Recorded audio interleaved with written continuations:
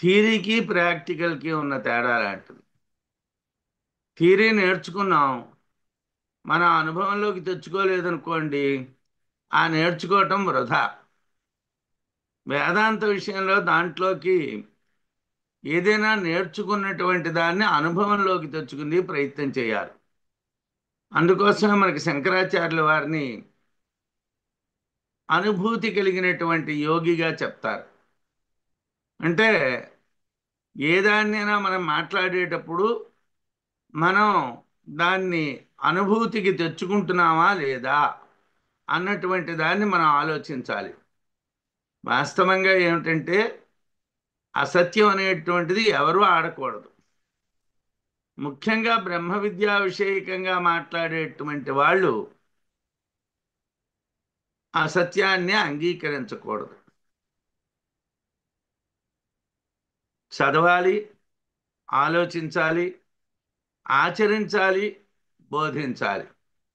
అంతకే తప్పించి అధీతి, బోధం, ఆచరణం, ప్రచారణం 4 దశల్ని కూడా బ్రహ్మ విద్యకి చాలా ముఖ్యం. చదవాలి, మనం బాగా ఆలోచించాలి, మన నిత్య జీవితంలో దాన్ని ఆచరణలో పెట్టడానికి ప్రయత్నం చేయాలి. మన నిత్య జీవితంలో దాన్ని ఆచరిస్తూ దానివల్ల వస్తున్నటువంటి కష్ట సుఖాలు తెలుసుకుంటూ మనం ఇతరులకి బోధించాలి. ఇది బ్రహ్మ విద్య యొక్క సారం.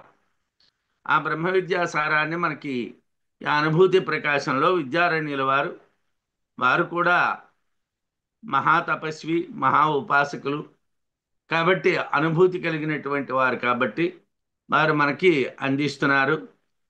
ఆధర్వణే పిప్పలాద షణ్మునిభ్యో యదబ్రవీత్ తత్సర్వం ప్రవివిచ్యాత్ర ప్రవిక్ష్యామి పృథక్ పృథకు. ఇక్కడ అధర్వణే అని ఉన్నది. అధర్వణే అంటే అధర్వణమునందు అన్న అర్థం వస్తుంది. ఆధర్వణే అంటే అథర్వ వేదమునకు సంబంధించినటువంటి ఉపనిషత్తునందు అని అర్థం వస్తుంది, అంతే తేడా. ఆధర్వణము అంటే అథర్వ వేదమునకు సంబంధించినటువంటి ఉపనిషత్తు.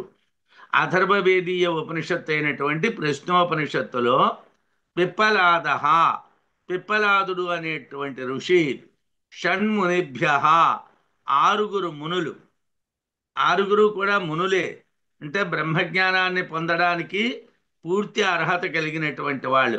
కాత్యాయన, భార్గవ, కౌసల్య, గార్గ్య, సత్యకామ, భరద్వాజులు అనేటువంటి వాళ్ళు. వీళ్ళు కొరకు, ఈ 6 కొరకు షణ్మునిభ్య యదబ్రవీత్, ఏ విషయమును చెప్పానో, తత్సర్వం, ఆ విషయమంతా, పృథక్ పృథక్, వేరువేరుగా, ప్రవివిచ్య, విచారణ చేసి, అత్ర, ఇక్కడ, ప్రవక్ష్యామి, చెప్పుచున్నాను. అంటే అథర్వణ ఉపనిషత్తులో ఏదైతే పిప్పలాదుడు 6 మునుల కోసం చెప్పాడో ఆ విషయాన్నంతటినీ కూడా వేరువేరేగా, అంటే ఒక్కొక్క మునికి ఆయన ఎవరికి ఏమిటి చెప్పారు అనేటువంటి దాన్ని వేరువేరేగా విచారణ చేసి మీకు చెప్తాను అంటున్నారు. ఈ ఉపనిషత్తు అధ్యయన భారతి సభ్యులం అందరం కూడా చదివినటువంటిదే. బహుశా డాక్టర్ గారే దీన్ని బోధించారు కదా, మీకు అందరికీ గుర్తే ఉండుంటుంది. కాకపోతే ఏమిటంటే మనం ఎప్పటికప్పుడు బోధన లేకపోవడం వలన, నేను మాండూక్యంలో జాయిన్ అయినాడు కూడా చెప్తున్నాను, ఇంత పూర్వము చెప్పేవాడిని, బోధ ఉండాలి. అధీతి వల్ల లాభం లేదు. ఎన్ని పుస్తకాలు చదివాము అన్నటువంటిది కాదు, ఏ పుస్తకాన్ని ఎంత ఆలోచించాము అన్నటువంటిది ముఖ్యం. ఆలోచన బాగా చేస్తున్నాం అనుకోండి, ఆచరణ చెయ్యకపోతే బాధ కలుగుతుంది, ఆచరించాలి అన్నటువంటి దుఃఖం ఒకటి వస్తుంది. దాన్నే భక్తి అంటారు. అంటే భక్తి అంటే ఏదో పువ్వులు, కాయలు, కొబ్బరికాయలు, అరటిపళ్ళు కాదు. భక్తి అంటే ఏమిటంటే లోపల నుంచి పొంగి పొరులు వస్తుంది అనమాట. అరే, చేయలేకపోతున్నానే చేయలేకపోతున్నానే చేయలేకపోతున్నానే, అది కలిగితే అప్పుడు మనం పరిపూర్ణమైనటువంటి దశకి చేరుకునేటువంటి స్థితి ఉంటుంది. కాబట్టి ఈ ఆధర్వణమైనటువంటి ప్రశ్నోపనిషత్తులో పిప్పలాదుడు 6 మునులకి ఏ విషయాన్ని అయితే చెప్పాడో ఆ విషయాన్ని వేరువేరుగా నేను చెప్తున్నాను అని చెప్పి విచారణ చేసి చెప్తున్నాను అని విద్యారణ్యుల వారు మనకి చెప్తున్నారు. ఓం సుకేశాచ భారద్వాజ శైభ్యశ్చ సత్యకామః శౌర్యాయణీ చ గార్గ్యః కౌసల్యశ్చాశ్వలాయనః భార్గవో వైదర్భిః కబంధీ కాత్యాయనః. ఎవరండి ఆ ఆరుగురును అంటే భరద్వాజుని యొక్క కుమారుడైనటువంటి సుకేశుడు, శిబిపుత్రుడైనటువంటి సత్యకాముడు, సూర్యునికి మనవడు గర్గగోత్రంలో పుట్టినటువంటి వాడైన గార్గ్యుడు, అలాగే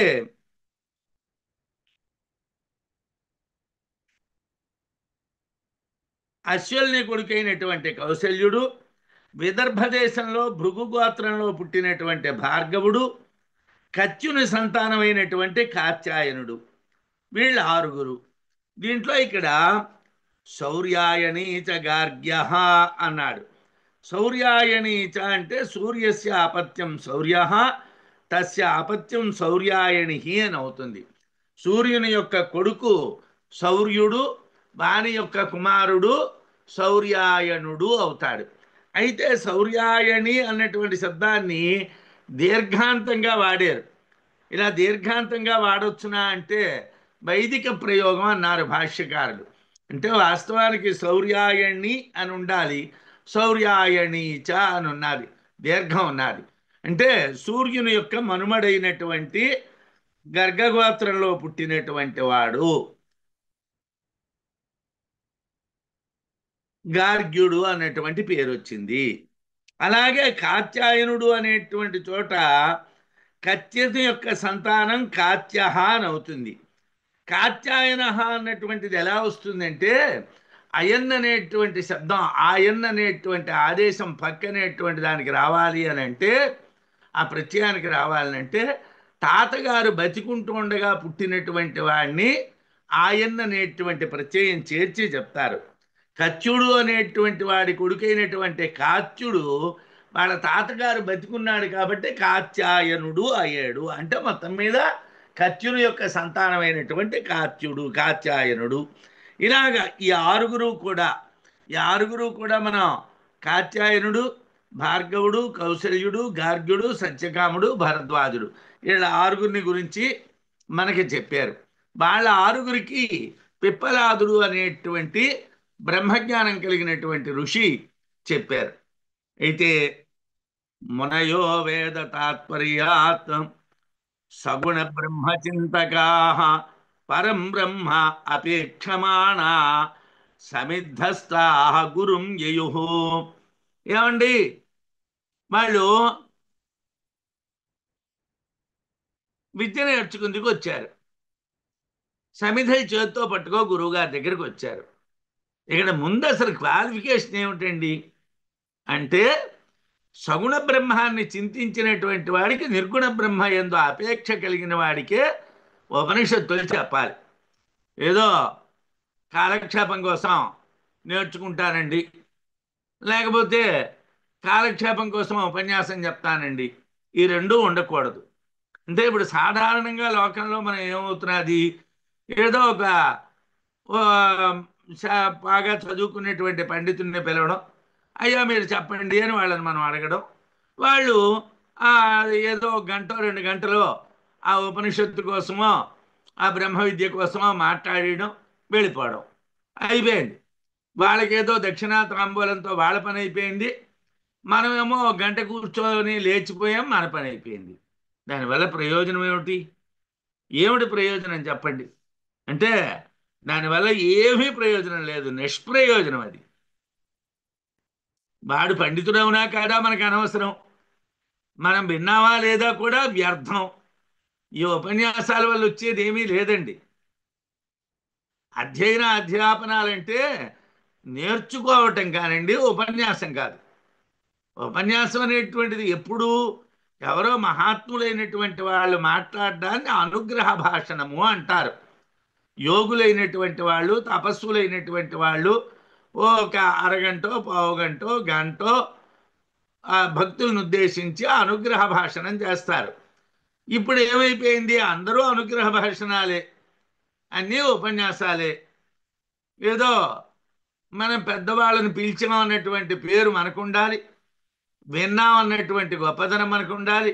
మనకి ఏం వచ్చింది అన్నది అక్కర్లేదు, ఏం తెలిసింది అన్నది అక్కర్లేదు. అలా అయితే ఏమొస్తుంది? ఇక్కడేమంటున్నాడు? మనయో వేద తాత్పర్యాత్ సగుణ బ్రహ్మచింతకా. వేద తాత్పర్యాత్, వేదములందు అపర విద్యల యందు నిష్ఠులగుట వలన, అంటే వాళ్ళకి వేదాల మీద మంచి అధికారం ఉన్నది ఆరుగురికి. ఆరుగురు బాగా వేదాలు చదువుకునేటువంటి వాళ్ళు. మునయ, ఆరుగురు మునులు. సగుణ బ్రహ్మచింతకా, సగుణ బ్రహ్మాన్ని నిరంతరము కూడా విచారణ చేస్తున్నారు. వాళ్ళు సగుణ బ్రహ్మాన్ని విచారణ చేస్తూ ఉన్నటువంటి వాళ్ళు. అయితే వాళ్ళకెందుకండి ఈ గోల? ఆ హిరణ్య గర్భ బ్రహ్మ, ఆ వేదాలు, ఆ అపర విద్య ఆ గోలలో ఉండొచ్చును కదా అని అంటే, పరంబ్రహ్మ అపేక్షమాణా, పరమైనటువంటి బ్రహ్మాన్ని కోరుకుంటున్నారు. అంటే వాళ్ళు సగుణ బ్రహ్మ చింతన ఉన్నటువంటి వాళ్ళే, అందులో ఏం సందేహం లేదు. కానీ పరబ్రహ్మాన్ని అపేక్షిస్తున్నారు, కోరుకుంటున్నారు. వాళ్ళు పరబ్రహ్మాన్ని కోరుకుంటూ ఉన్నటువంటి వాళ్ళై సమిద్ధస్థా, చేతి యందు సమిధలు పట్టుకొని గురుం పిప్పలాదుని యయుహు పొందిరి. అంటే గురువుగారి దగ్గరికి దర్భకర్రలు పట్టుకో వచ్చారు, సమిధలు పట్టుకో వచ్చారు. ఇది ఎందుకండి? గురువుగారికి ఇంకేమి ఇస్తారండి? గురువుగారికి డబ్బు ఇస్తానండి, ఏదో 25,000 ఇస్తాను, 50,000 ఇస్తాను, 1,00,000 ఇస్తాను అంటే ఉపనిషత్తులను నమ్ముకుంటామా, వేదాలను అమ్ముకుంటామా, శాస్త్రాలను అమ్ముకుంటామా? బ్రతకాధ్యాపకం అనేటటువంటిది పరమ పాపాల్లో ఒకటి. డబ్బులు తీసుకుని ఎవరికైనా ఏదైనా చెప్పడం మహాపాపాల్లో ఒకటి. మనం ఇవాళ డబ్బు లేకుండా ఒక గంట కూడా గడియడం లేదు. బ్రతకాధ్యాపక వృత్తిని బ్రతికిడి నను బోటి బ్రహ్మబంధుని కగునే. మనం ఏదో ధనం తీసుకో, ఉద్యోగం లాగా ఏదో పాఠం చెప్పాను, ఏదో ఇంత ఇవ్వండి అని పుచ్చుకున్నటువంటి వాళ్ళని బ్రహ్మబంధువులు అంటారు. వాళ్ళని బ్రాహ్మణులు అనరు, వాళ్ళకి బ్రహ్మజ్ఞాన సంపన్నులు అనరు. వాళ్ళని బ్రహ్మజ్ఞాన సంపన్నులకు చుట్టాలు అంటారు. వేద తాత్పర్యాత్, వేదములందు అపర విద్యల యందు నిష్ఠులగటం వలన మునయ, ఆరుగురు మునులు సగుణ బ్రహ్మ చింతకా, సగుణమైనటువంటి అపర బ్రహ్మాన్ని చింతిస్తున్నారు. పరం బ్రహ్మ అపేక్షమాణా, పరమైనటువంటి బ్రహ్మాన్ని కోరుకుంటున్నారు. వాళ్ళు సగుణ బ్రహ్మాన్ని చింతిస్తున్నారు, కానీ వాళ్ళు ఏమిటి కోరుకుంటున్నారంటే పరబ్రహ్మాన్ని కోరుకుంటున్నారు. సమిద్ధస్థా, చేతుల్లో సమిధల్ని పట్టుకొని గురుం పిప్పలాదుని ఎయుహు పొందిరి. తేహైతే బ్రహ్మపరా బ్రహ్మనిష్ట పరం బ్రహ్మ అన్వేషమాణా ఏష వై తత్సర్వం వక్ష్యతీతి తేహ సమిత్పాణయ భగవంతం పిప్పలాదం ఉపపన్నాః. ఏతే బ్రహ్మపరాః అపరం బ్రహ్మపరత్వేన గతాః తదనుష్ఠాన నిష్ఠాశ్చ. ఇక్కడ బ్రహ్మపరులు అంటే అపర బ్రహ్మమును ఎందు నిష్ఠులైనటువంటి వాళ్ళు.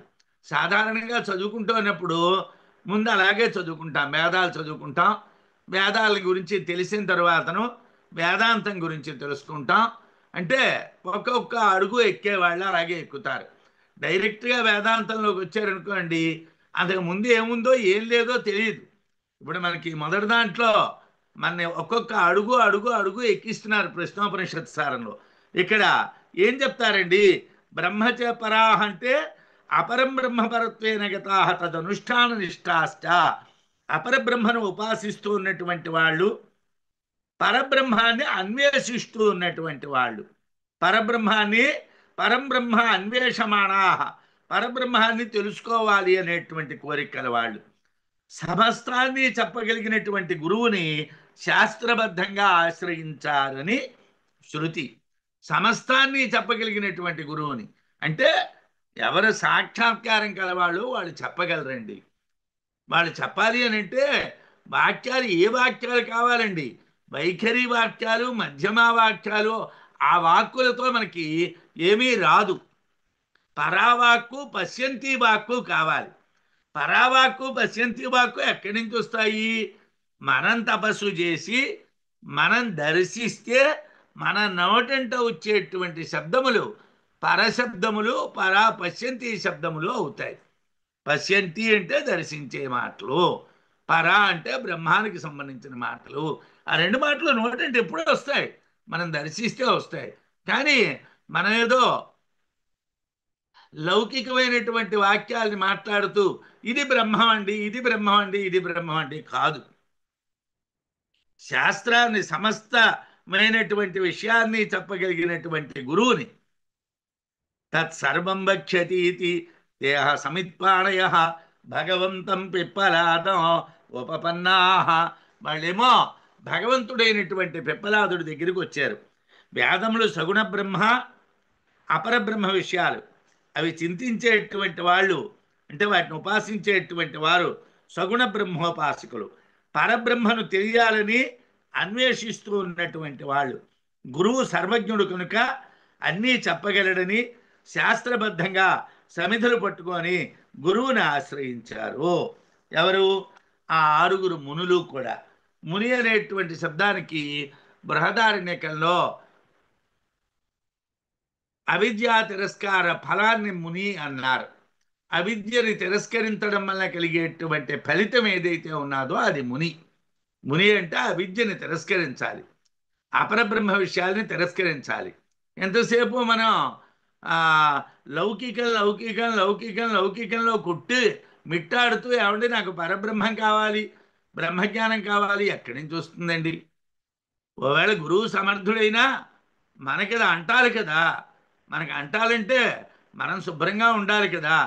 గురూపపత్తి సంపూర్త్యై వర్షం గుర్వంతికే వసన్ సమ్యక్ ఫలతి విద్యైషా వార్షిక్యా గురు సేవయా. అయితే ఏమండి గురువుగారి దగ్గరికి వెళ్ళాం, గురువుగారు నాకు పాఠం చెప్పేయండి అన్నాం. అలాగేనయ్యా పాఠం చెప్పేస్తాను అంటే మనం ఇవాళ ఏమిటి? గురు శుశ్రూషయా విద్యా పుష్కలేన ధనేన వా అథవా విద్యయా విద్యా చతుర్థానోహలభ్యనోపలభ్యతే అని శాస్త్రం. చదువు కావాలంటే ఎలా చదువుకోవాలయ్యా? గురు శుశ్రూషయా విద్య, గురువులకి సేవ చేసి నేర్చుకోవాలి. ఈ రోజుల్లో అది సాధ్యం కాదు, మనకు ఆ దృష్టి లేదు, ఆ రకమైన అవకాశాలు లేవు. గురు శుశ్రూష పుష్కలేన ధనేనవా, ఇది క్షత్రియుల యందు ఉపపన్నమైనటువంటి విషయం.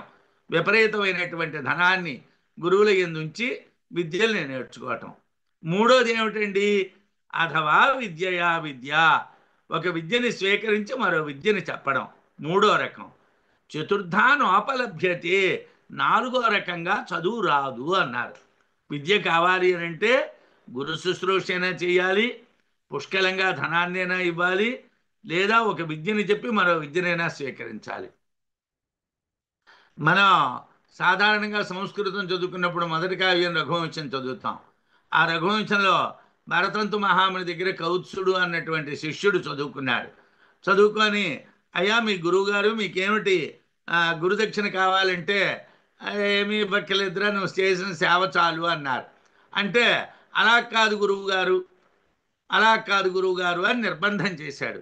ఆయన కోపం వచ్చి నిర్బంధ సంజాత రుషార్థకర్ష్య అచింతయిత్వా గురుణాః ముక్త విత్తస్య విద్యా పరిసంఖ్యయామే కోటీశ్చతస్రో దశరాచాహరేతి.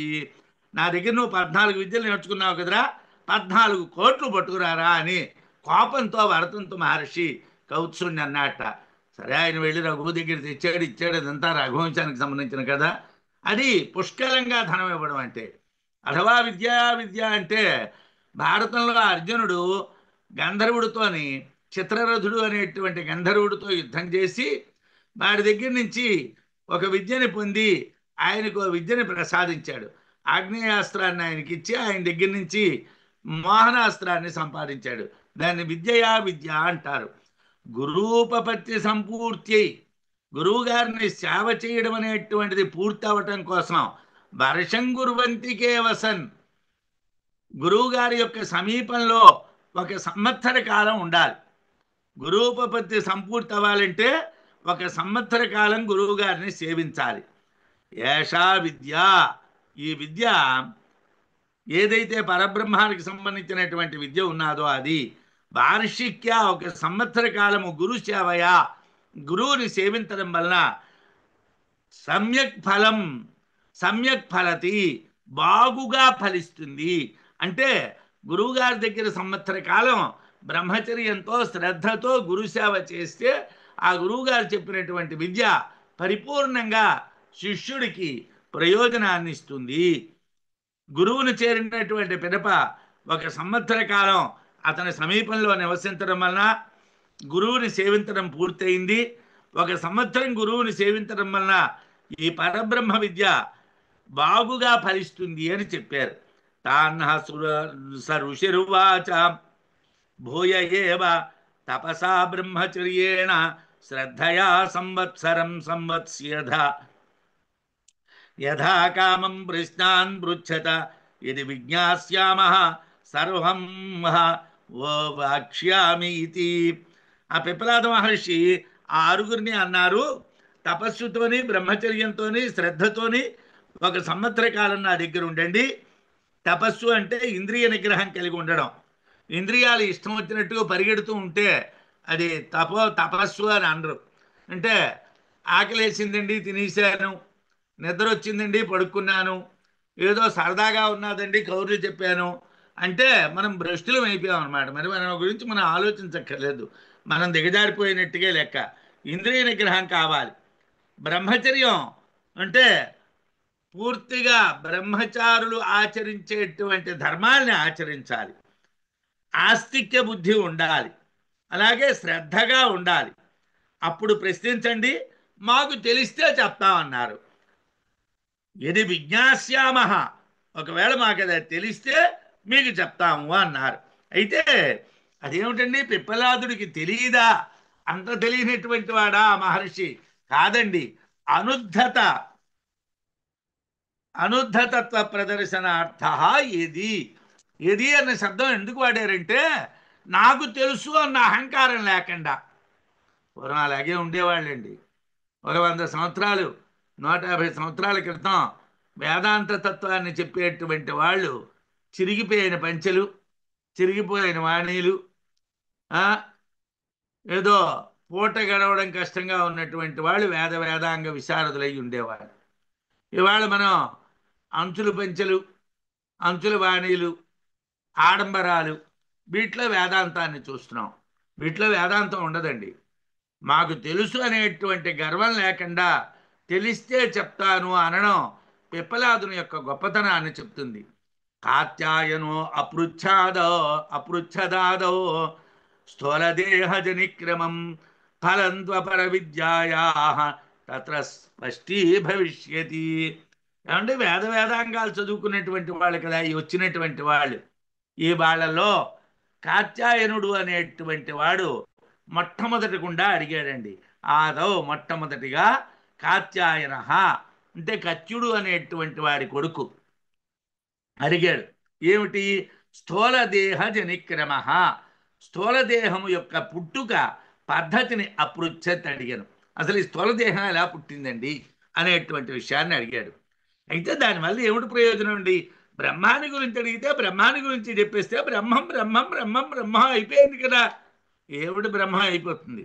ఉదయం లేస్తే కాఫీ లేకపోతే బ్రహ్మం, టీ లేకపోతే బ్రహ్మం, తిండి లేకపోతే బ్రహ్మం, నిద్ర లేకపోతే బ్రహ్మం. ఏమిటి బ్రహ్మం? నువ్వు దీంట్లో కొట్టుమిట్టాడుతున్నావు. నువ్వు బ్రహ్మం బ్రహ్మం బ్రహ్మం, మాటలతో బ్రహ్మం కాదు. అసలు ఈ దేహం ఏమిటి? ఈ దేహం ఎలా వచ్చింది? దీని నుంచి ఎలా మనం బయటపడాలి? ఇది ఎలా వచ్చిందో తెలిస్తే దీని నుంచి ఎలా బయటపడ్డమో తెలుస్తుంది. ఇది ఎలా వచ్చిందో తెలియకపోతే బయటపడడం ఎలా తెలుస్తుందండి? తత్రా దాని వలన అంటే జనిక్రమం తెలిస్తే, పుట్టుక యొక్క క్రమం తెలిస్తే అపర విద్యాయా ఫలం, అపర విద్య యొక్క ఫలం అంటే వేద విద్యల యొక్క ఫలితం స్పష్టీ భవిష్యతి, స్పష్టంగా తెలుస్తుంది. అసలు వేద విద్యల యొక్క ప్రయోజనం ఏమైనా ఉన్నదా లేదా? ఆ వేద విద్యలు ఎందుకోసం, దానివల్ల ఏమైనా ప్రయోజనం ఉందా లేదా అన్నటువంటిది తెలుస్తుంది. మొట్టమొదటిగా కాత్యాయనుడు స్థూలదేహం పుట్టుక గురించి అడిగాడు. కాత్యాయనుడు ఏమిటి అడిగాడు? స్థూలదేహం ఎలా పుట్టింది అని అడిగాడు. ఇదో పెద్ద సమస్య. లోకంలో అందరము తెలుసునంటాం, ఏవేవో చెప్తాం. కానీ ఆ చెప్పేటువంటివి ఉపనిషత్తులకి భిన్నం కాకుండా ఉండేటట్టుగా చెప్పగలగాలి. బ్రహ్మానికి భిన్నం కాకుండా జగత్తుని గురించి చెప్పగలగాలి. ఏమిటి అడిగాడు వాడు? స్థూలదేహం పుట్టుక గురించి అడిగాడు. దానివల్ల వేద విద్య యొక్క ఫలం స్పష్టంగా తెలుస్తుంది. వేదాలను చదివితే తెలిసేది స్థూలదేహ క్రమమే. వేదాల్లో మనకి తెలిసేది ఏమిట్రా అంటే శరీరం ఎలా వచ్చింది అన్నదే తెలుస్తుంది. బ్రహ్మ విషయం తెలియదు. వేదాలు బ్రహ్మాన్ని చెప్పవు, ఉపనిషత్తులు బ్రహ్మాన్ని చెప్తాయి. అందువలన అపర విద్యా విషయమైనటువంటి స్థూలదేహం పుట్టుక గురించి అడిగాడు. అథ కబంధీ కాత్యాయన ఉపేత్య పప్రచ్ఛ భగవన్ కుతో హవా ఇమా ప్రజా ప్రజాయంత ఇతి. కత్యుని కుమారుడైనటువంటి కబంధి అనేటువంటి వాడు అడుగుతున్నాడు. దేని గురించి అడుగుతున్నాడు అంటే ఈ ప్రాణులు దేని నుండి పుడుతున్నాయి అని అడిగాడు. అంటే పుట్టుక అనేది ఏ విధంగా జరుగుతున్నది, అసలు పుట్టుకుందా, ఉంటే అలా జరుగుతున్నది. ఇలా అడగటానికి కారణం అపర విద్య వేదం సృష్టినే చెప్తున్నది. అపర విద్య అంతా దేన్ని చెప్తున్నది? సృష్టినే చెప్తున్నది. ఈ సృష్టి ఎలా జరిగింది అన్నటువంటి దాన్నే చెప్తున్నది. కాబట్టి మనం ఏం నేర్చుకోవాలి? ముందు సృష్టి ఎలా వచ్చింది అన్నటువంటిది నేర్చుకోవాలి. అప్పుడు దాన్ని తిరస్కరించడానికి వీలవుతుంది. అవిద్య ఏమిటో తెలిస్తే అవిద్యని తిరస్కరించవచ్చును. ఏమండి, మనకి ఏమిటి భోజనం కావాలి అంటే ఏది అక్కర్లేదో తెలియాలి, ఏది తినకూడదో తెలియాలి. ఏది తినకూడదో తెలిస్తే దాన్ని నిషేధిస్తే తినవలసినటువంటిది తెలుస్తుంది. కాబట్టి పరబ్రహ్మాన్ని ఉపనిషత్తుల వల్లనే తెలియాలి. ముందు సృష్టి రహస్యం తెలిస్తే అప్పుడు పరబ్రహ్మాన్ని తెలియవచ్చును అని అతడి యొక్క భావం, ఆ కబంధి అయినటువంటి కాత్యాయని యొక్క భావం. కర్మోపాస్తి అపరస్యాం విద్యాయాం శ్రూయతే ద్వయం తత్ఫలం జన్మ కష్టం తద్ ఇత్యభిప్రేత్య వర్ణ్యతే. ఏమండి, ఇక్కడ ఏమిటండి విషయం? ఇక్కడ విషయం ఏమిటండి అని అంటే ఒక విషయం చెప్తున్నాడు. కర్మ ఉపాస్తిశ్చ అపరస్యాం విద్యాయాం శ్రూయతే ద్వయం. అపర విద్యల్లో రెండు ఉన్నాయి, కర్మ ఉన్నది, ఉపాసన ఉన్నది. ఎందుకు కర్మ ఉపాసన? కర్మలు చేయకుండా ఉంటే కుదరదా అంటే మానేయవచ్చును. కానీ కృష్ణ పరమాత్మ కూడా భగవద్గీతలో కర్మ చెయ్యకుండా ఉన్నవాడు ఎవడూ లేడు అన్నాడు. కర్మ జరుగుతూనే ఉంటుంది అన్నాడు. మరి ఎలాగండి? ఆ కర్మ ఎలా ఉంటే అకర్మ అవుతుందో, ఎలా ఉంటే వికర్మ అవుతుందో, ఎలాగుంటే కర్మ అవుతుందో తెలుసుకోరా నాయన. అంతే తప్పించి నేను కర్మలు మానేశానండి, కూర్చున్నానండి, నాకు మోక్షం వచ్చేసిందండి అని అంటే అరే దారి కాదురా నాయన. అలాగా నీకు అర్థం కాదురా. నీకు అర్థం అవ్వాలంటే ముందు నువ్వు చేస్తూ ఉన్నటువంటిది కర్మ అవునా కాదా తెలుసుకో. అది మంచి చెడ్డ కర్మ, మంచి కర్మ తెలుసుకో. అసలు కర్మ ప్రయోజనం ఏమిటి అన్నటువంటిది అప్పుడు నీకు అర్థం అవుతుంది. కర్మ అనేటువంటిది ఒకటి ఉన్నది, అంటే కేవలమైనటువంటి కర్మ. ఉపాస్తి అన్నటువంటిది ఒకటి ఉన్నది, జ్ఞానంతో కూడుకున్నటువంటి కర్మ. కర్మ ఉపాసన అనే ద్వయం రెండు అపరస్యాం విద్యాయాం, అపర విద్య యందు అంటే వేదోదితమైనటువంటి విద్యల్లో శ్రూయతే వినబడుచున్నవి. రెండు ఉన్నాయి వేదాల్లో, రెండు కాండలు ఉన్నాయి. కర్మకాండ, ఉపాసనాకాండ అని రెండు కాండలు ఉన్నాయి. ఆ రెండు కాండలు కూడా మనం తెలుసుకోవాలి, వింటున్నాం. తత్ఫలం, ఆ కర్మ ఉపాసనలకు ఫలితం ఏమిటయ్యా అంటే జన్మ కష్టం, జన్మం అనేటువంటి కష్టం. తదితి, ఈ సృష్టి రహస్యమునందు అభిప్రేత్య గుర్తించబడి వర్ణ్యతే. ఆ కర్మ వల్ల ఉపాసన వల్ల ఏమిట్రా కలుగుతుంది? మళ్ళీ పుడతావు, మళ్ళీ పుట్టి మళ్ళీ దుఃఖాలను అనుభవిస్తావు, మళ్ళీ సుఖాలను అనుభవిస్తావు. అన్ని దుఃఖాలే కాకపోవచ్చును, కొన్ని దుఃఖాలు అవచ్చును, కొన్ని సుఖాలు అవచ్చును. కొంతమంది మీరు మహాత్ములండి అని పొగిడినప్పుడు మన భుజాలు గజాలు అయిపోతాయి.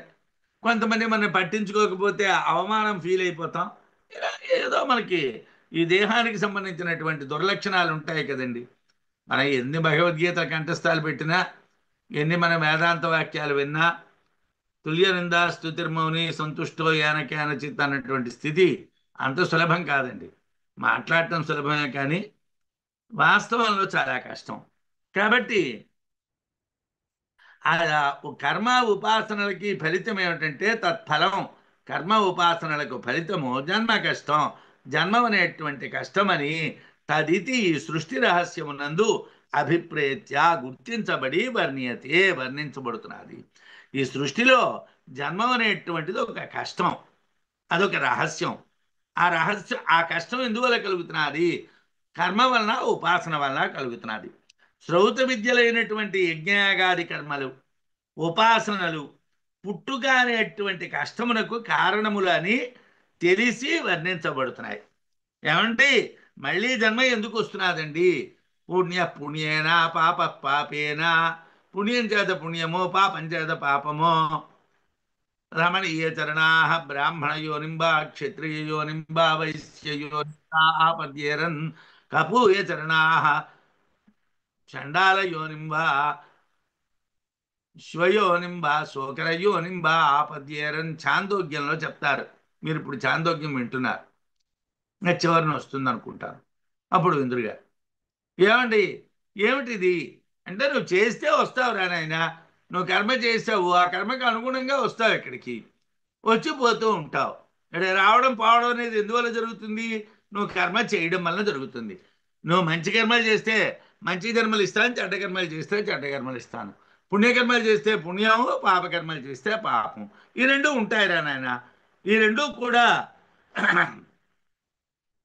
అనేక కష్టాలకి కారణం అనేది తెలిసి వర్ణించబడుతున్నది. చావు పుట్టుకలు కర్మోపాసన వలన కలుగుతాయి. చావడము పుట్టడము దేని వల్ల కలుగుతున్నాయి? కర్మోపాసన వల్లనే.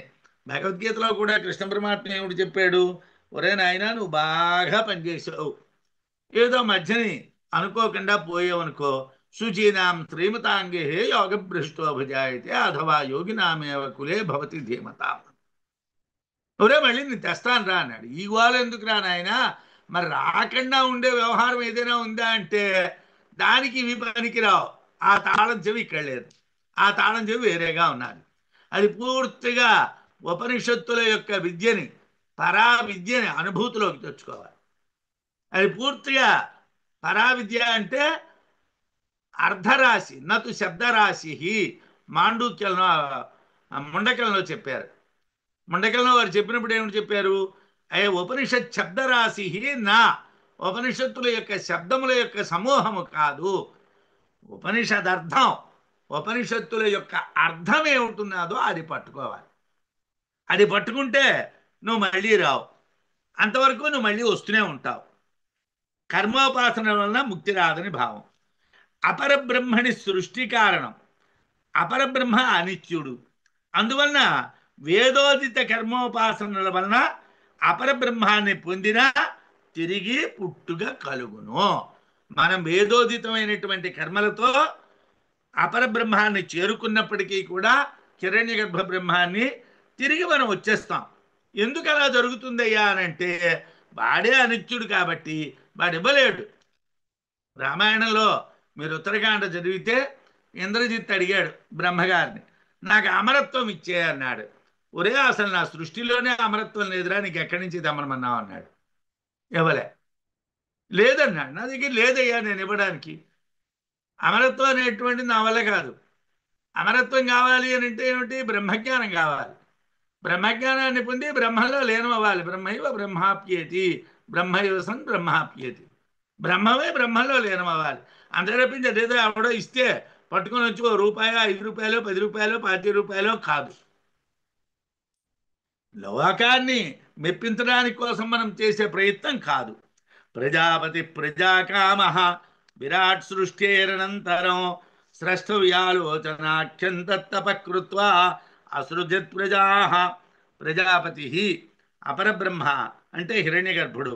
ప్రజాకామ సంతానాన్ని కోరినటువంటి వాడై, ప్రజలను సృష్టిస్తాము అనేటువంటి కోరిక కలిగినటువంటి వాడై, విరాట్ సృష్టేరనంతరం విరాట్ బ్రహ్మాన్ని సృజించినటువంటి తరువాత స్రష్టవ్యాలోచనాఖ్యం సృష్టి చేస్తాను అనేటువంటి ఆలోచన అనే దానితో కూడుకున్నటువంటి తత్తపహ తపస్సును కృత్వా ఆచరించి ప్రజలను సృజించను. అంటే ఆయన తపస్సు చేశాడు. ఏం తపస్సు చేశాడండి? స్రష్టవ్య ఆలోచనాఖ్యం, సృజించాలి సృజించాలి సృజించాలి సృజించాలి సృజించాలి అని తపస్సు చేశాడు. ఇప్పుడు మనం కూడా ఏమవుతామండి? భ్రమరకీట న్యాయంలాగా మనం సత్సంగంలో ఉన్నాం అనుకోండి, మన ఇంద్రియాలు సన్మార్గం వైపు వెళ్తాయి. మనం లౌకికుల యొక్క మార్గంలోకి వెళ్ళాం అనుకోండి, ఇంద్రియాలు లౌకికుల చేతుల్లో చిక్కుకుపోతాం. వాటికి చిక్కుకుపోయి ఆ మళ్ళీ ఆ భ్రాంతుల్లో గడిపోతాం. ఆ భ్రాంతుల్లో అలా కొన్నాళ్ళ పాటు తిరిగి మళ్ళీ వెనక్కి రావాల్సి ఉంటుంది. అలా దానివల్ల ఏమవుతుందయ్యా? సుదూర ప్రయాణం అయిపోతుంది. ప్రయాణం చాలా కష్టం అయిపోతుంది. ప్రజాపతి అంటే అపరబ్రహ్మ హిరణ్యగర్భుడు ప్రజాకామ సంతానాన్ని కోరినటువంటి వాడై, అంటే ప్రజల్ని సృష్టించాలనుకొని విరాట్ సృష్టేరనంతరం విరాట్ బ్రహ్మని సృష్టించినటువంటి తరువాత స్రష్టవ్య ఆలోచనాఖ్యం, సృష్టి చేయాలి అనేటువంటి ఆలోచన అనే పేరు కలిగినటువంటి తత్తపహ తపస్సును కృత్వా ఆచరించి ప్రజలను సృజించను. ప్రజలను సృష్టించాలనేటువంటి కోరిక కలిగినటువంటి హిరణ్యగర్భ బ్రహ్మ విరాట్ బ్రహ్మాన్ని సృజించిన తరువాత సృష్టించుట అనేటువంటి ఆలోచన అనేటువంటి పేరు కలిగినటువంటి తపస్సును ఆచరించి ప్రజలను సృజించను. తస్మై సహోవాచ ప్రజాకామో వై ప్రజాపతి సతపో అతప్యత సతపస్తప్త్వా సమిథునం ఉత్పాదయతే. ప్రజాపతి అంటే సర్వాత్మ, అన్నింటికీ ఆత్మతత్వం అయినటువంటి వాడు హిరణ్య గర్భుడు, సమిష్టి ఆత్మతత్వం అయినటువంటి వాడు. ప్రజాకామ, సంతానాన్ని పొందాలి అని కోరిక కలిగినటువంటి వాడై జగత్ స్రక్ష్యామి ఇత్యేవం విజ్ఞానవాన్, జగత్తును సృష్టిస్తాను అనేటువంటి జ్ఞానంతో యథోక్తకారి, వేదమునందు చెప్పబడినటువంటి విధంగా కర్మ ఉపాసనలు చేశాడు. వేదంలో కర్మ ఉపాసన ఎలా ఉన్నాయో అలా చేశారు. సాధారణంగా పురాణాలు చెప్పేటువంటి వాళ్ళకి ఈ విషయాలు బాగా తెలుస్తాయి. ఏమండి, మా హిరణ్యగర్భ బ్రహ్మ పుట్టాడు, నేను చాలా గొప్పవాడిని అనుకున్నాడు. అలా కాదు, నారాయణుడు నేను నీకన్నా మీదనున్నానురా అన్నాడు. వాడు ఆ నారాయణుడిని జపించాడు. ఆ నారాయణుడు సృష్టి చేయన్నాడు. అయ్యా నాకు సృష్టి చేయడం ఎలాగో తెలియదన్నాడు. వేదాలు చదువుకోరా, దాంట్లో సృష్టి రచన రీతి ఉంటుంది, అలా చేయరా అని నారాయణుడు బ్రహ్మకి చెప్పాడు అని కథ ఉంటుంది. ఈ కథలు మనం పురాణాల్లో వింటూ ఉంటాం. అంటే యథార్థంగా హిరణ్యగర్భ బ్రహ్మ తర్వాత విరాట్ బ్రహ్మ, హిరణ్యగర్భ బ్రహ్మ విరాట్ బ్రహ్మాన్ని సృష్టించిన తరువాతను సృష్టించాలి అనేటువంటి కోరిక కలిగింది. ఆ కోరిక కలిగి అదే ఆలోచనతో అతని కర్మ ఉపాసనల ద్వారా ఆ సృష్టి అనేటువంటి దాన్ని చేశాడు. కర్మ ఉపాసనలు చేశాడు. కల్పాదౌ నిర్వృత్తో హిరణ్యగర్భ సృజ్యమానానాం ప్రజానాం స్థావర జంగమానాం పతిసన్. కల్పాది యందు సర్వాత్మభావంతో ఆవేశించబడినటువంటి వాడు, సమిష్టి అయినటువంటి క్రియాశక్తి జ్ఞానశక్తుల యొక్క సమాహార స్వరూపం అయినటువంటి వాడు, సృష్టించబడే స్థావర జంగమాలన్నింటికీ కూడా ప్రభు అయ్యాడు. జన్మాంతర భావితం జ్ఞానం శృతి ప్రకాశితార్థ విషయం తపః అన్వాలోచయతు. తపస్సు అంటే ఏమిటండి? ఇదో పెద్ద కష్టం అండి. ఈ తపస్సు అనేటువంటి దానికి ఒక్కొక్క చోట ఒక్కొక్క నిర్వచనం చెప్తారు.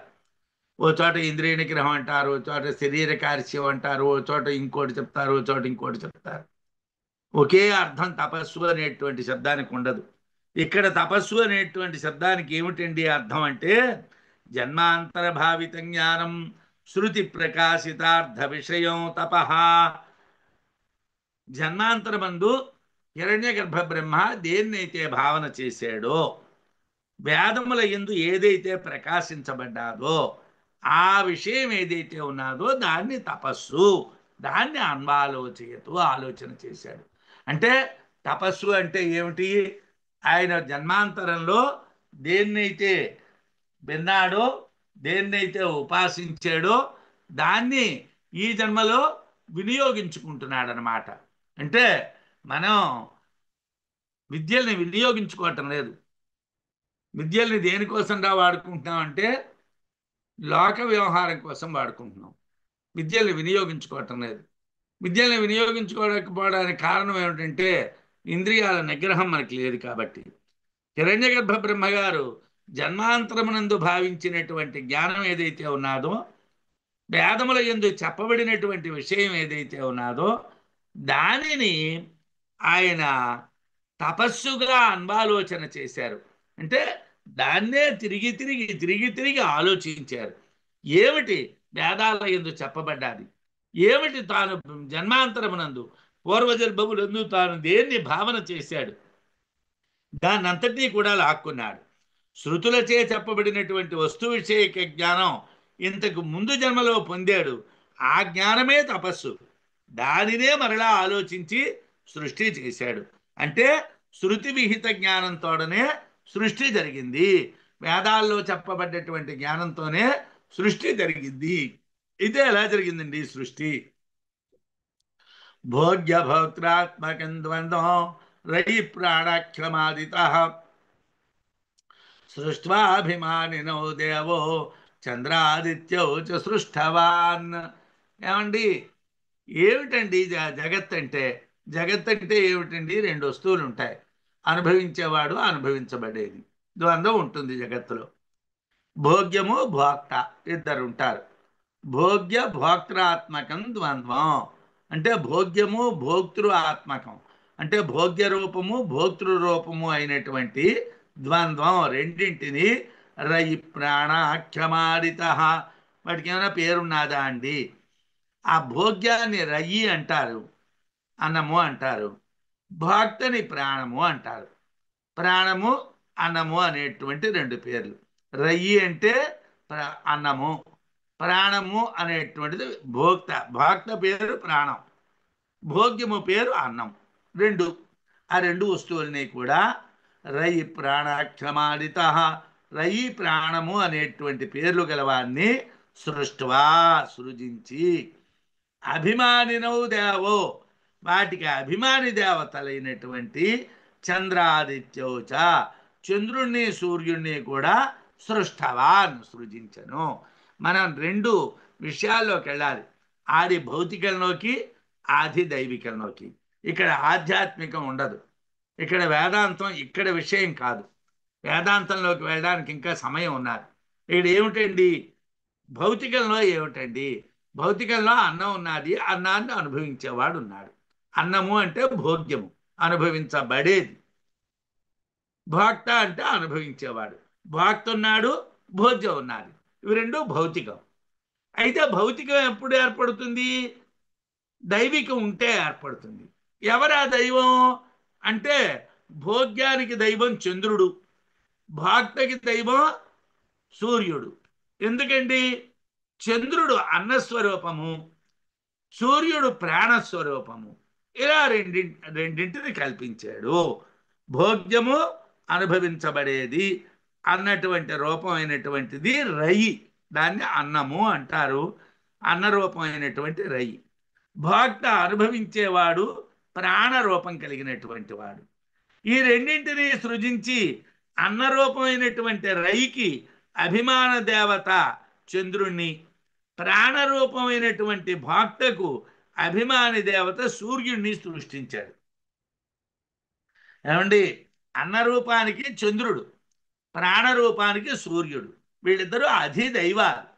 ఇద్దరు అధిదైవాల్ని సృష్టించాడు. స తపస్తప్త్వా సమిథునముత్పాదయతే. ఆయన జ్ఞానాన్ని పూర్వతరమైనటువంటి విజ్ఞానం చేతను ఆ శృతుల యందు చెప్పబడినటువంటి జ్ఞానాన్ని పొంది మిథునముత్పాదయతే రెండింటిని పుట్టించాడు. మిథునం అనేసరికల్లా భార్యాభర్తలు అన్నటువంటిది ఒక పిచ్చి ఆలోచన మాత్రమే. మిథునము అంటే ద్వంద్వం, రెండు. ఇక్కడ ద్వంద్వం ఏమిటండి? రయి అంటే అన్నము, ప్రాణము. ప్రాణము అనేటువంటిది, అన్నము అనేటువంటివి ద్వంద్వం. మిథునముత్పాదయతే. అతడు శ్రౌతమైనటువంటి జ్ఞానాన్ని విచారణ చేసి సృష్టి సాధనభూత మిథునాన్ని సృజించాడు. రయించ ప్రాణం చేత్యేతో మే బహుధా పృజా కరిష్యత. ఈ అన్నము ఈ ప్రాణము వీటి వలన అనేకమైనటువంటి జీవులు సృజించబడతాయి అనుకున్నాడు. అవి ఏవంటే రయి ప్రాణము, అనుభవింపబడేది రయి, రయించ సోమం అన్నం, రయించ సోమం అన్నం. రయించ అంటే రయ్యి అనేటువంటిది ఏమిటయ్యా? సోమము, అన్నము, సోమస్వరూపం అయినటువంటి అన్నం. ప్రాణంచ అగ్నిమాత్తారం, ప్రాణం అంటే ఏమిటయ్యా? అగ్ని. ప్రాణం అంటే అగ్ని, ఆత్తారం అంటే భోక్త, తినేవాడు. ప్రాణంచమగ్నిమాత్తారం అంటే తినేటువంటి వాడిని, భోక్తని, భోగ్యమైనటువంటి అన్నాన్ని. అగ్ని భోక్త, అన్నము భోగ్యము.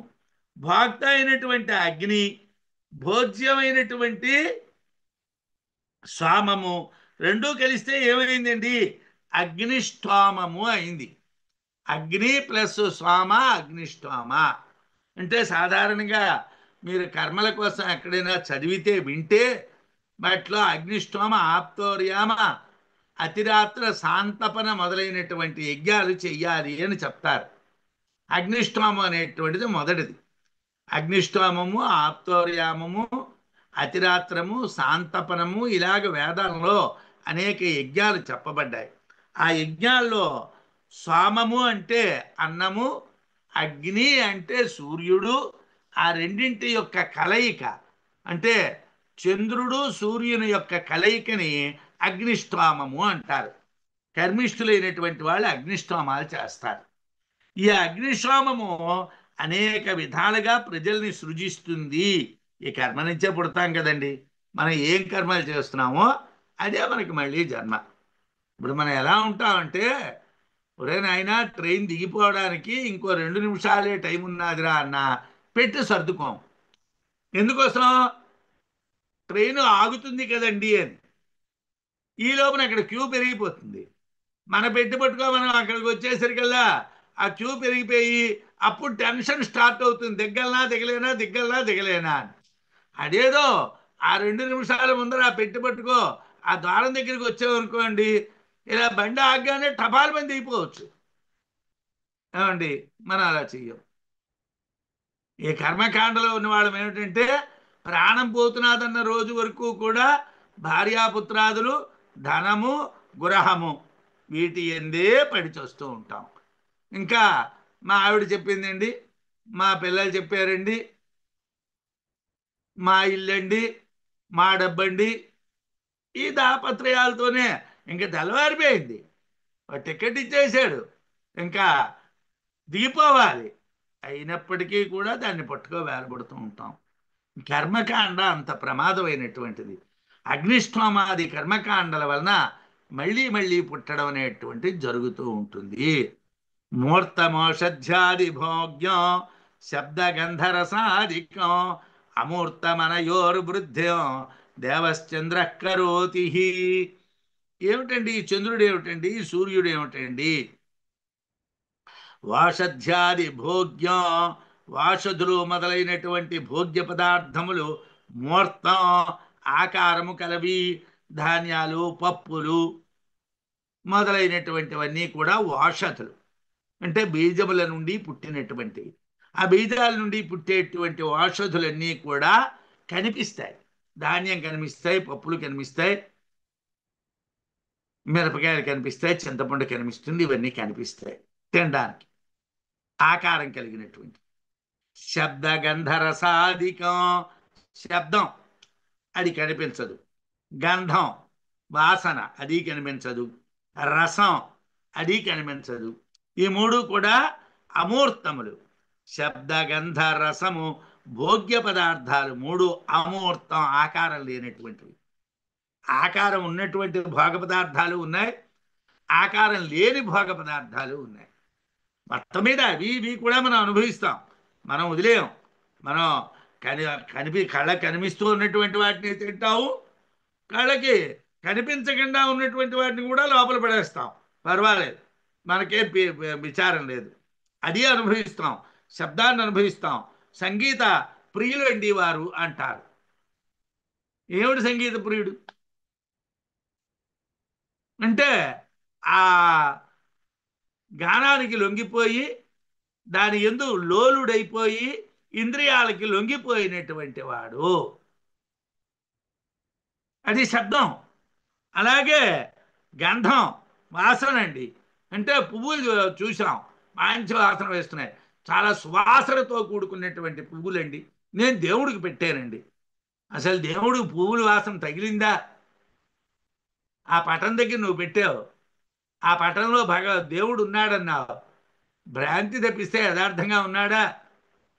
ఆ పువ్వుల మీద ఉన్నటువంటి వాసన చేత నువ్వు వాటిని అనుభవిస్తున్నావు. రసం ఏమండి? మంచి యాలకపళ్ళు సుగంధ ద్రవ్యాలు వేసి తీర్థం తయారు చేసి స్వామివారి దగ్గర పెట్టాయండి తాగేయడానికి. స్వామివారికి కాదు, అవి అమూర్తములైనటువంటి భోగ్య పదార్థాలు. మూర్తములైనటువంటి భోగ్య పదార్థాలు పప్పులు, ఉప్పులు, ధాన్యాలు. ఇవన్నీ కూడా అనుభవించేటువంటి అన్ని అన్నాలే. ఇవన్నీ అమూర్తములు, మూర్తములు.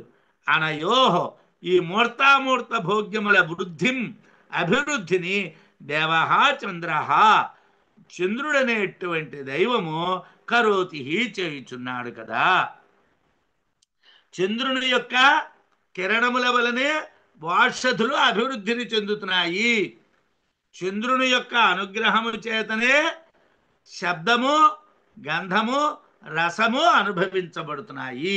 చంద్రుడు ఆహ్లాదకారకుడు, చెది ఆహ్లాదనే, అమృత కిరణుడు. వాటికి లొంగిపోతాము, వాటికి లొంగిపోయి వాటిని అనుభవిస్తూ ఉంటాము. రయ్యి అంటే భోగ్యము, అనుభవింపబడేది అన్నం. అది రెండు విధాలు. మూర్తము వాషధులు మొదలైనటువంటి రూపంలో ఉంటుంది. అమూర్తము శబ్దము, గంధము, రసము ఈ రూపంలో ఉంటుంది. ఈ మూర్తామూర్తాలు రెండింటినీ చంద్రుడు అనేటువంటి దేవతే వృద్ధి చేస్తున్నాడు. అంటే చంద్రుని అమృత కిరణాల వలనే అవి వృద్ధి పొందుతున్నాయి. ఆదిత్యో హవై ప్రాణో రయిరేవ చంద్రమా రయిర్వా ఏతత్సర్వం యన్మూర్తంచ అమూర్తంచ తస్మాన్మూర్తిరేవ రయిః. సూర్యుడిని ప్రాణం అంటారు, చంద్రుణ్ణి రయ్యి అంటారు, అన్నం అంటారు, అంటే అనుభవించబడేవాడు అంటారు. మూర్తామూర్తమైనటువంటి భోగ్యం అంతా కూడా రయ్యే, అంటే అనుభవించబడేటువంటి అన్నమే, చంద్రుడే. అందువలన మూర్తామూర్తమైనటువంటి రయ్యే చంద్రుని యొక్క రూపం. చంద్రుడు అంటే అనుభవించబడేవాడు. అందుగురించే కవులు కావ్యాల్లో రాస్తూ ఉన్నప్పుడు చంద్రుని యొక్క కళల్ని దేవతలు అనుభవిస్తూ ఉంటారు అని రాస్తారు. శుక్లపక్షంలో దేవతలు కళల్ని అనుభవిస్తారు, శుక్లపక్షంలో కళలు వృద్ధి చెందుతాయి, శుక్లపక్షంలో కృష్ణపక్షంలో క్షీణిస్తాయి అనడానికి కారణం ఏమిటంటే ఆ వృద్ధి అనేటువంటిది చంద్రుడు స్వీకరించడం, అది ఆయన మళ్ళీ తిరిగి పడడం వలన ఆయనకి క్షీణత్వం రావడం, ఈ రెండు కలుగుతాయంటారు. అందుకోసం చంద్రుడు అనుభవించబడేవాడు, సూర్యుడు అనుభవించేవాడు, అంటే భోక్త. ఆదిత్య బుద్ధ్యం భోక్తॄణాం తత్తద్దిగ్వర్తినామిమాన్ ప్రాణాన్ ప్రవర్తయేద్ భోక్తృనేతేన్నం భుంజతే తతః. చంద్రుని గురించి చెప్పిన తర్వాత సూర్యుడి గురించి చెప్తున్నాడు. ఆదిత్య బుద్ధ్యన్, సూర్యుడు ఉదయిస్తూ ఉన్నటువంటి వాడై, తత్తద్దిగ్వర్తినాం, ఆయా దిక్కుల యందు ప్రవర్తించే, ఇమాన్ భోక్తృన్, భోక్తలైనటువంటి ప్రాణములను ప్రవర్తయేత్, ప్రవర్తించున్నట్లు చేయుచున్నాడు.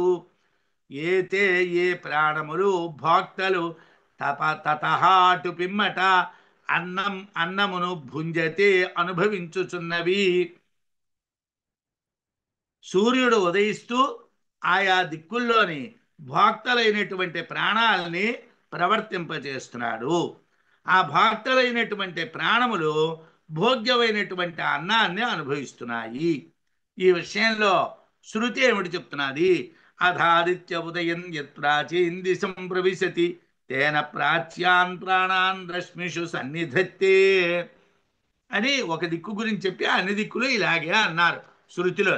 ఏమిటండి ఇక్కడ సూర్యుడు ప్రాణుల కళ్ళల్లో పడుతూ ఉన్నటువంటి వాడై పరాణినాం చక్షుర్గోచర ఆగచ్చన్, ఇలా ఉదయించాడు అనేసరికి ప్రాణుల యొక్క కళ్ళల్లో పడుతున్నాడు, చూడబడుతున్నాడు అని భాష్యం. సూర్యుడు ఉదయించగానే తన ప్రకాశంతో తూర్పు దిక్కులో ప్రవేశిస్తున్నాడు.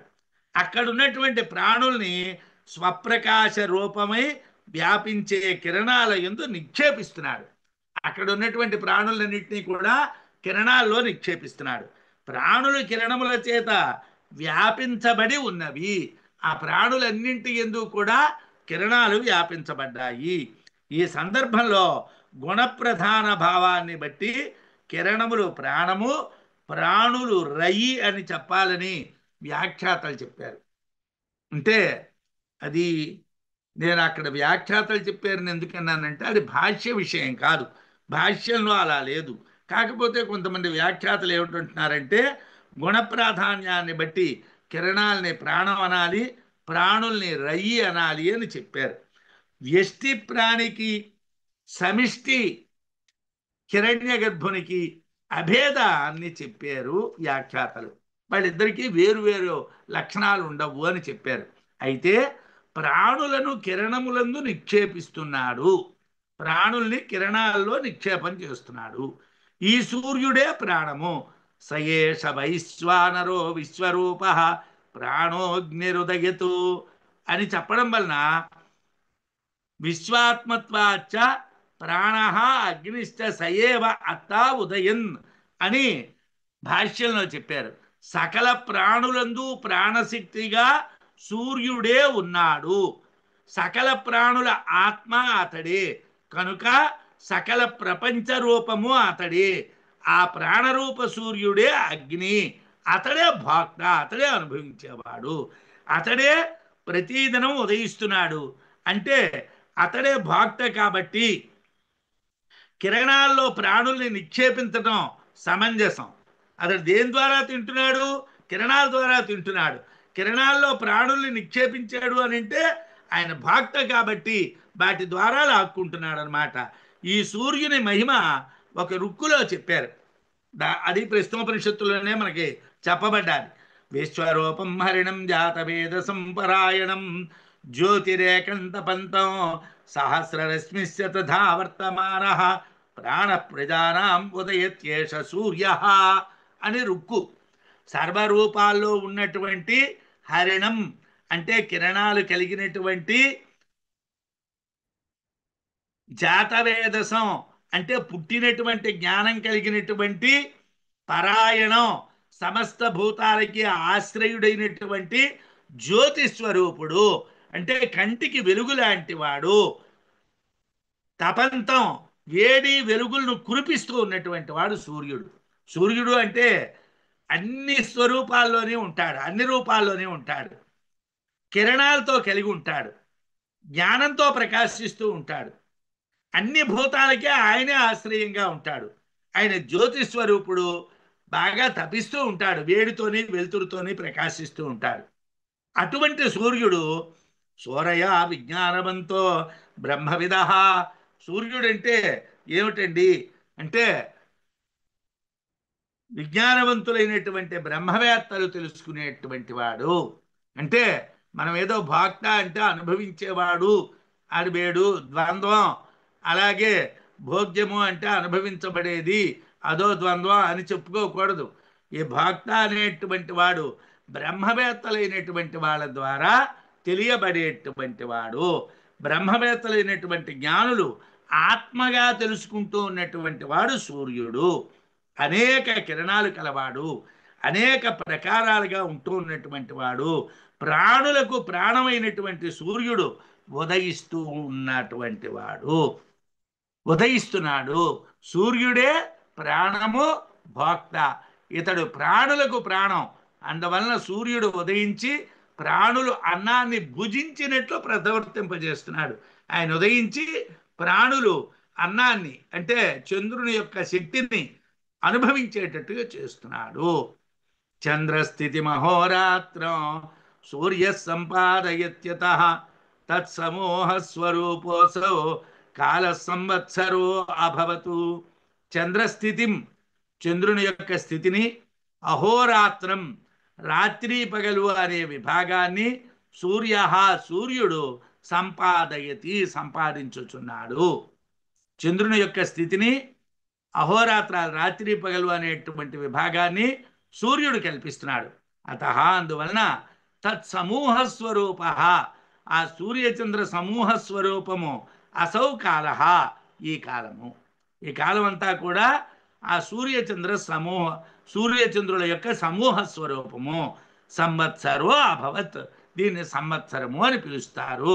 భోక్త అయినటువంటి సూర్యుడు భోగ్యమైనటువంటి చంద్రుని స్థితిని, భోక్తృకాల స్వరూపమైనటువంటి అహోరాత్రాలను భోక్త ఎప్పుడు ఏ సమయంలో అనుభవించాలి అనేటువంటిది చెప్పే అహోరాత్రాల్ని, ఈ సమూహాన్నంతటినీ కూడా సంవత్సరము అంటారు.